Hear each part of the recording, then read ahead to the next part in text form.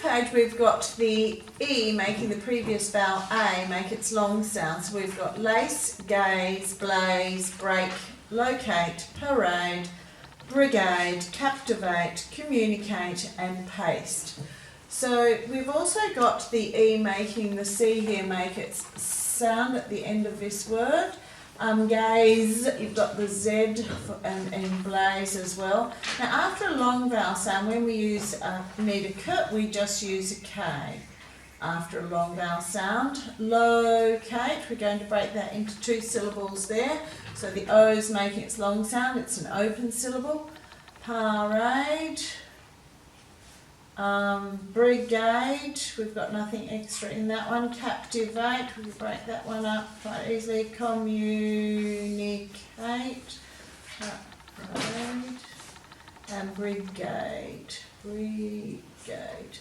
Okay, paste, we've just got the E making that previous vowel, nothing tricky in that one.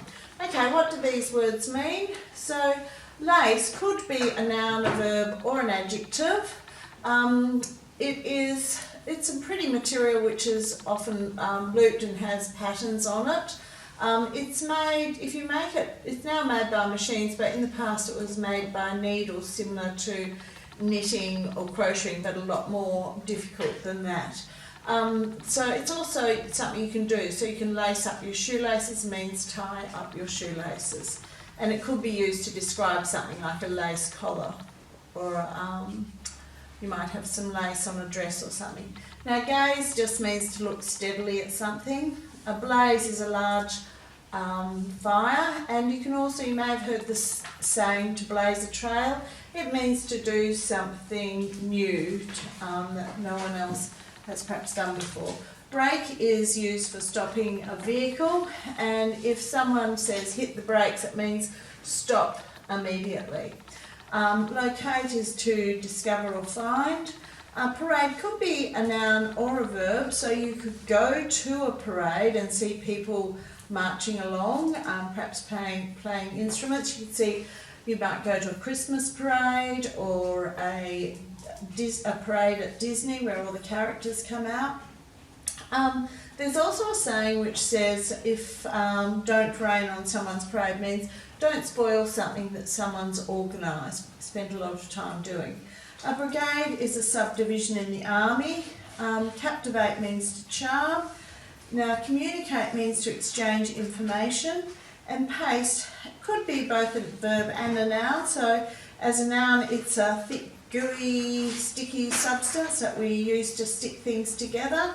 And as a verb, it would be to actually glue something, to paste things together. Okay, now let's go back and read the words, sound the words, spell them and write them. So we'll write them in our best running writing. So we're going to read it, sound or syllabify them 3 times, spell them 3 times, write them 3 times and check. So we've got lace, lace, lace, lace. L-A-C-E, L-A-C-E, L-A-C-E. So your L you can just do as a downstroke if you want to, or if you prefer the loop, you can do the loop as well.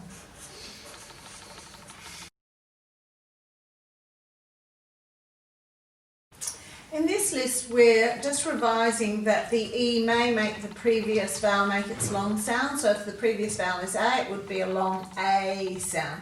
So we've got lace, gaze, blaze, break, locate, parade, brigade, captivate, communicate and paste. Now along with that, you can see the C here is being influenced by that E, so it's making its sound, the end of that one. Gaze, you've got the Z coming in here. Now in break, you use only a K after a long vowel sound. Locate, it's quite an easy one. You can split that after that long vowel sound. Parade, we've got that R sound in there. Nothing tricky in there. Communicate, you've got a short vowel with the O, so you've got to double the M, but U is a long sound, so you only got one in after that. So that's about all we can see in those words. Now we talked about the meanings of these words yesterday, So today we're just going to look at the activities that we're doing. So write the list word next to the correct meaning and label it as a noun or a verb. So you're going to be putting these words next to the meaning here. Now, a noun, of course, is the name of a person, place, thing, or idea or thought, whereas a verb is an action or something that you can do. So some of these words could be a noun and a verb, and maybe even an adjective and an adverb. But in these meanings that we've given here, we only need you to identify its form with this meaning. So take, for instance, lace is an open looped fabric, but it could also mean as a verb to do up your shoes, to lace up your shoes. So here it's been used as a noun because it's actually describing an open looped fabric. That's what it is. So there you would put the N in and write the word lace there.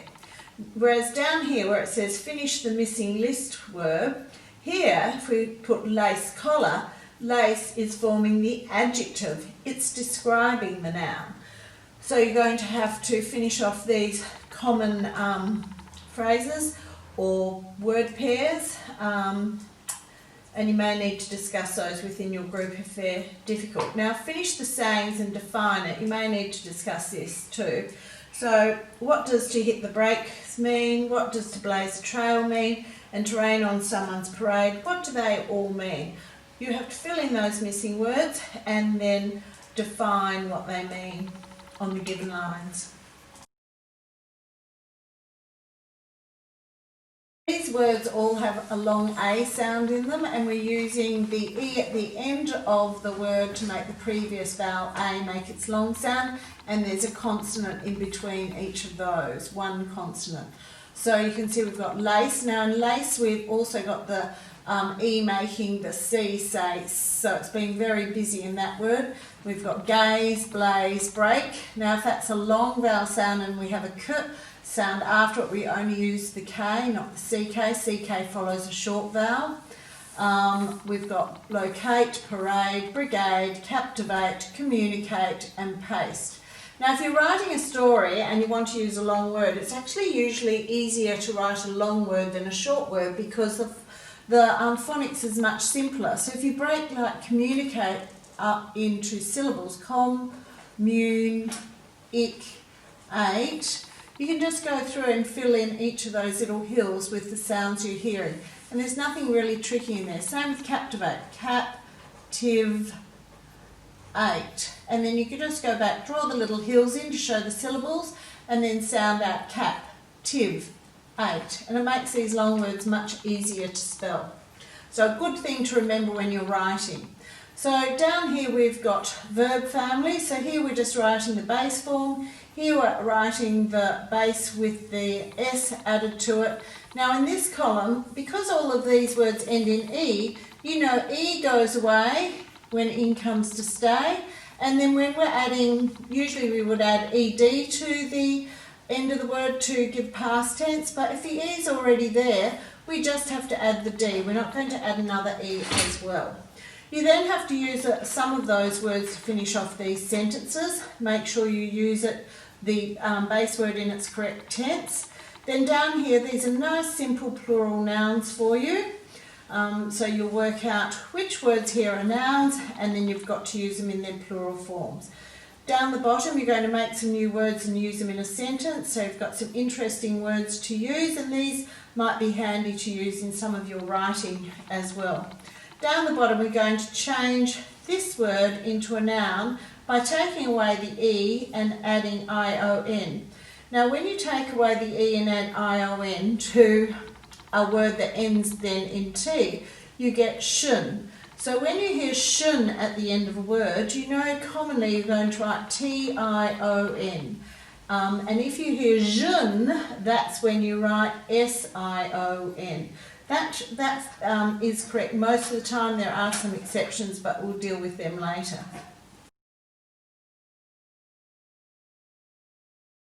We've done a lot of work on apostrophes, and so you should well know by now that apostrophes can be used for contractions or to show possession. So when we join two words together to make one word, when we take out the letters, we put the apostrophe in to show where we've taken out the letters in the contraction.